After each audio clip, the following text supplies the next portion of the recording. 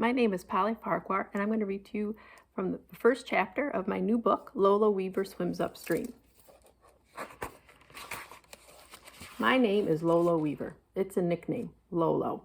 The summer school teacher would only call me Willow, which is my official name and the one that gets printed up on the class list. But when she was going around the room and my friend Eddie, whose given name is Eduardo, said, "Call me Eddie," she made a note in her grade book and always called him Eddie even when she scolded him. When she got to me, the very last kid on the list, she called out Willow Weaver, and I said, "It's Lolo," and she said, "What kind of name is that?" Every kid looked at me. Most of the kids were ones I'd known my whole life, and a few were from another school in the district across the lake. The kids I'd known my whole life didn't know Lolo was a strange name. I didn't either. The teacher said, "That's like calling you Lolo with a W." She lowered her voice when she said it, Lolo. It's a name with low expectations. The teacher's name was Mrs. Cryer, and I thought maybe her name was exactly right. She'd make all her students cry because she was so mean. Not tough, but mean, because there's a difference. But I wasn't brave or stupid enough to say that, though I always wished I had. I might as well have, because I was going to get into other kinds of trouble that summer anyway. Because it was summer, the building was mostly empty and mostly quiet, but it still smelled like a school, like glue and pizza and canned peas and dirty feet. The only difference was the hot summer sunshine that shone in, even when the blinds were closed, and how a person can't just sit inside a classroom without knowing that everyone else was on summer vacation. We were all there because we were the only ones who hadn't passed the state test. At least the lake was closed, and at least that wasn't my fault.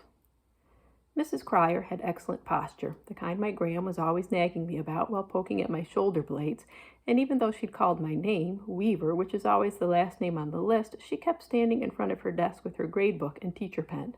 It's the kind that has two ends, one blue and one red. The first day of summer school was the day I learned her name, but I already knew who she was because Mrs. Cryer is Sycamore Lake famous. Every year she is the Statue of Liberty in the Sycamore Lake 4th of July boat parade. She stands tall and straight with her arm up in the air with a torch and wears a big green pointy foam hat and gray robes. She stands out at the front of a big pontoon boat, my grandmother calls them party barges, and leads the parade. I'm almost always the last name on the class list, so I was surprised when Mrs. Cryer didn't close up her grade book and get down to summer school business.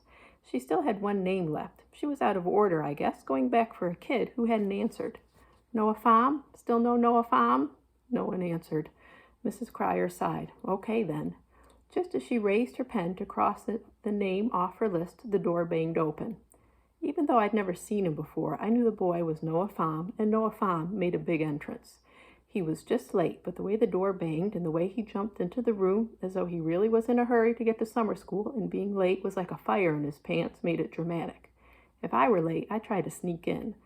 Turn the doorknob so slowly it hardly made a noise, and then only open it wide enough to slide through and then slink over to the first empty seat. But not this kid.